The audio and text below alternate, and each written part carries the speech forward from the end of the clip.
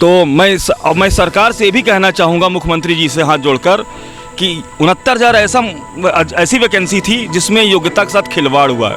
एक दिन पहले आंसर की वायरल, एग्ज़ाम से एक दिन पहले पेपर आउट होना, 3 नंबर हिंदी के आउट ऑफ सिलेबस कह के देना, तीनों को। योगी जी से कि जो भी हमारी बातें हैं उनको एक बार सुना जाए। आपके पास इतना सुनहरा मौका है, अगर आप इसमें निर्णायक निर्णय ले लेते हैं और सारे बच्चों का समायोजन कर देते हैं तो ये मान के चलिए एक तरीके से आपकी सरकार के लिए ये एक नींव हो जाएगी कि हाँ, उन्होंने योग्य। क्या नाम है आपका? वैसा कितने दिनों से बेटे क्योंकि आप लोग पहले भी एनसीईआरटी में 8 महीने सर्विस किया, काफ़ी जो है लगे, क्या लगता है कि सरकार आपको कहीं ना कहीं, क्या लगता है कि आपको? सबसे पहले आपके चैनल लाइव इंडिया को बहुत बहुत धन्यवाद, जो हमारी खबरों को आपने यूपी घर तक पहुंचाया। आप लोग को बहुत बहुत धन्यवाद। तो आप लोग धूप में आते हैं, इतनी मेहनत करते हैं।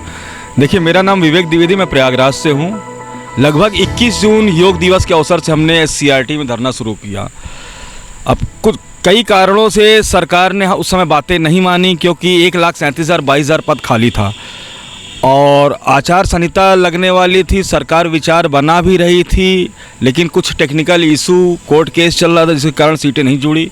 अब हम सरकार से कहना चाहते हैं कि आपकी सत्ता में फिर से आप आ गए हैं और टेक्निकल इशू भी जो भी हैं दूर हो चुके हैं। हमारे करीब 35,000 भाई बहन ऐसे हैं जो 90-97 कट ऑफ को क्रॉस हैं, पास हैं सुपर टेट, उनका संपूर्ण आप समायोजन कर दीजिए। 20,000 हमारे भाई बहन ऐसे हैं जिनका अंतिम अवसर है, 40 की उम्र क्रॉस हैं। और यहाँ फिर से मैं बताना चाहूँगा, अन्य चैनलों में बताया हूँ कि 4-5 ऐसी विसंगति है जिसका सिर्फ एक ही समाधान है, पूर्ण समायोजन।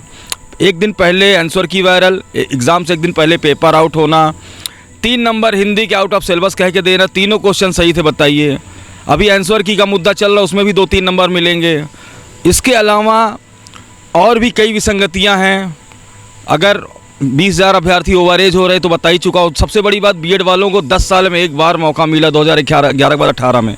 तो ऐसी, और सबसे बड़ी बात कि एक सेंटर ऐसा था, इलाहाबाद का सेंटर, जहाँ 400 में 392 अभ्यर्थी पास थे। सोचिए, 8 अभ्यर्थी गलती से फेल हो गए, वो भी आंसर की के माध्यम से अगर पास हो जाएंगे तो यानी 400 में 400 अभ्यर्थी पास। इसका मतलब ये साबित होता है कि सेंटरों में भी नकल हुआ है, सामूहिक नकल हुई है। तो मैं सरकार से ये भी कहना चाहूँगा, मुख्यमंत्री जी से हाथ जोड़कर, कि 69,000 ऐसी वैकेंसी थी जिसमें योग्यता के साथ खिलवाड़ हुआ है।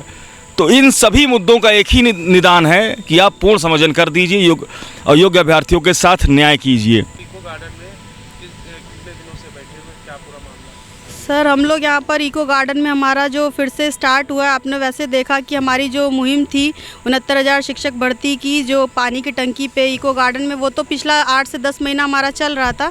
बट हमने फिर से यहाँ पर मांग उठाई है संपूर्ण समायोजन की। वहाँ पर हम लोग बैठते थे पानी की टंकी पर, तो उसमें हमारा मैटर था कि 1,37,000 के जितने भी रिक्त पद हैं उनको भरा जाए। बट सरकार ने हमारी उन मांगों को भी नहीं माना था। तो सरकार बहुत सारे केसेस के चलते बहुत सारे दबाव में है। कहीं उसको आरक्षण का मुद्दा, उसने 6800 जो सीटें दे दी थी चुनाव में किसी भी दबाव में आके, तो उसकी वजह से आंसर की का मैटर हो, बहुत सारे ऐसे मुद्दे हैं।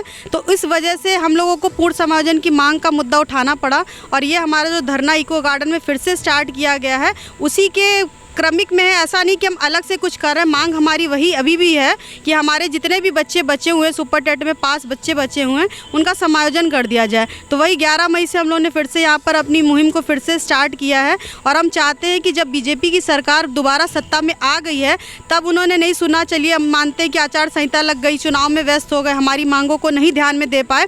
तो मैं आपके माध्यम से, आपके चैनल के माध्यम से कहना चाहती हूँ माननीय योगी जी से कि जो भी हमारी बातें हैं उनको एक बार सुना जाए। हमारे जितने भी इस भर्ती में ज़्यादा से ज़्यादा 30 से 35,000 बच्चे जो रह गए हैं, सुपर टेट पास बच्चे रह गए हैं, तो अगर आप नई वैकेंसी निकालते हैं, नए बच्चों को समायोजन करने की बात करते हैं, उनके लिए 51,000 61,000 जो भी पद निकालने की बात करते हैं, तो मैं पूछना चाहती हूँ कि जो हमारी भर्ती से रिलेटेड बच्चे हैं, जो ओवर एज हो जाएंगे, जिनका एकेडमिक हमेशा से कम रहा है, इसी वजह से इस भर्ती में उनकी नियुक्ति नहीं हो पाई थी, जो 115 नंबर लेकर बैठे हैं, जो 118 नंबर लेकर बैठे हैं, वो इतनी योग्यता रखने के बावजूद इस भर्ती में उनका चयन नहीं हो पाया। तो मैं पूछना चाहती हूँ कि वो नई भर्ती में किस तरीके से पार्टिसिपेट कर पाएंगे। उनको तो दोबारा मौका दिया नहीं जाएगा, क्योंकि जब नई भर्ती आएगी तो उनकी एज तो वैसे भी ओवर एज हो चुके हैं। 15,000 से इस ऊपर ही ऐसे कई हमारी भर्ती में ऐसे अभ्यर्थी हैं जिनकी आर्थिक स्थिति इतनी ख़राब है कि वो क्या सभी हमारे यहाँ कि अब हमारा सोचिए कि हम कोर्ट केस लड़ें,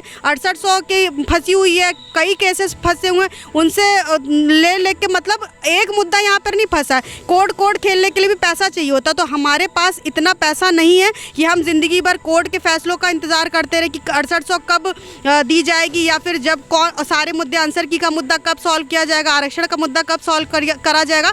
तो इन सभी मुद्दों का एक ही उपाय किया जा सकता है कि सभी मुद्दों को अगर सरकार भी इससे अपना पीछा छुड़ाना चाहती है, और ये बहुत ही ज्वलनशील मुद्दा है, 69,000 साढ़े 3 साल से पूरे प्रदेश में गूंज रहा है, हर ऐसी कोई सदन नहीं है जहाँ पर इस मुद्दे के बारे में बात ना चल रही हो। तो आपके पास इतना सुनहरा मौका है, अगर आप इसमें निर्णय ले लेते हैं और सारे बच्चों का समायोजन कर देते हैं, तो ये मान के चलिए एक तरीके से आपकी सरकार के लिए ये एक नींव हो जाएगी कि हाँ, उन्होंने योग्यता का सम्मान किया। और माननीय योगी जी, आप फिर से सत्ता में आए तो हम लोग आपसे आशा करते हैं कि आप हम जैसे बेरोजगारों की बात को सुनेंगे और हम जैसे बेरोजगारों की को नियुक्ति दिलाने में सहायता करेंगे। Thank you so much.